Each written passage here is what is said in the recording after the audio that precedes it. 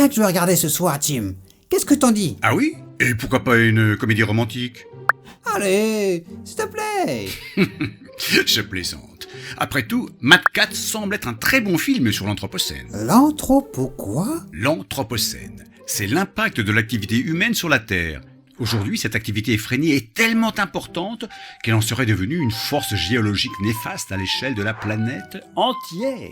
Oh bah écoute, on fait un deal. Explique-moi en détail ce que c'est ton anthropomassin là, et on regarde le film après, ça marche? C'est parti!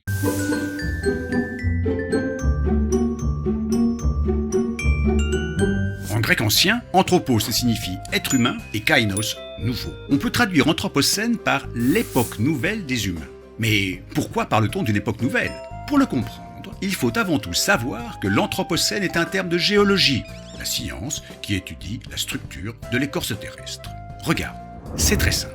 Les couches de la Terre, qu'on appelle des strates géologiques, sont comme des archives chronologiques, une façon d'explorer l'histoire du monde. C'est un incroyable millefeuille qui grandit depuis la formation de la Terre il y a 4,6 milliards d'années.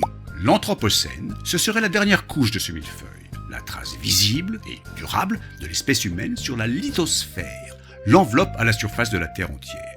Pour bien comprendre, jetons un coup d'œil à la manière dont ce millefeuille fonctionne. Pour les géologues, nous vivons actuellement dans l'éon phanérozoïque.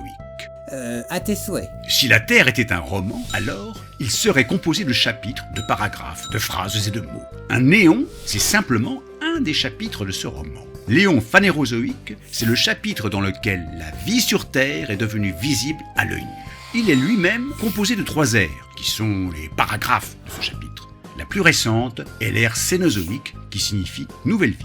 Il a vu la disparition des dinosaures et l'émergence des mammifères. Cette ère Cénozoïque est composée elle-même de 3 périodes. Une période est l'une des phrases du paragraphe. Nous vivons actuellement dans le Quaternaire, témoin de l'extension du genre Homo en Europe et en Asie. Enfin, le Quaternaire regroupe officiellement 2 époques, les époques étant les mots de cette phrase. Nous sommes actuellement dans l'Holocène, qui marque la fin de la dernière ère glaciaire et le début de conditions plus chaudes propices à l'homme pour coloniser de nouveaux territoires. Mais pour beaucoup de scientifiques, nous avons déjà quitté l'Holocène et écrit un nouveau mot de ce long et incroyable roman. Cette nouvelle époque, c'est l'Anthropocène. Mais où placer exactement ce nouveau mot dans notre roman? Quand les humains ont-ils commencé à laisser une trace visible et durable sur la Terre? Pour certains géologues, il faut placer l'Anthropocène dès le Paléolithique, lorsque les hommes ont commencé à modifier leur lieu de vie et ont fait reculer les milieux forestiers.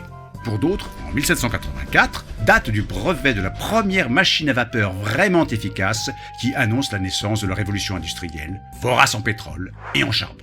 Pour d'autres géologues, le début de l'Anthropocène se situe en 1945, avec les premiers essais nucléaires dont les radiations sont visibles dans le sol dans le monde entier. Pour d'autres, enfin, les années 50, avec l'avènement en une génération de la mondialisation et d'une croissance exponentielle qui mène à l'extension des milieux urbains et au changement massif de l'utilisation des sols. La date exacte du début de l'Anthropocène n'est donc pas encore arrêtée, mais ce qui est certain aujourd'hui, c'est que ces activités humaines ont plus d'impact sur l'environnement que tous les autres facteurs naturels réunis.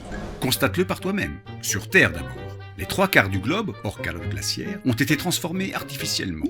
Dans l'air, les humains ont rejeté plus de 500 milliards de tonnes de carbone dans l'atmosphère depuis le début de la révolution industrielle, provoquant notamment l'acidification des océans qui s'opère à un rythme sans précédent.